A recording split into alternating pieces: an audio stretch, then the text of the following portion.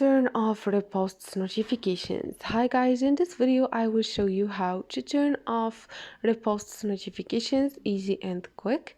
First thing, go to tweets, and here guys you will find this icon. Tap on it and you will find here notifications, and here you will find tweets and replays. Scroll down and you will find here reposts. So here guys you can fix reposts from everyone, from people you follow, and you can turn off reposts. And this is it now. You did turn it off and you can go back and turn it on again anytime you want. This is it guys. Hope this video was helpful for you.